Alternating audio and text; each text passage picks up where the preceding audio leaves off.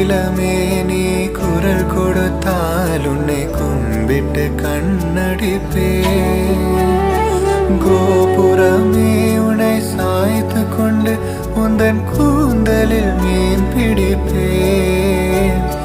வெண்ணிலவே உன்னை தூங்க வைக்க உந்தன் விரலுக்கு சொடுக்கிடுப்பே வருட வரும் பூங்காற்றையெல்லாம் கொஞ்சம் படி கட்டி அனுப்பி வைப்பே என்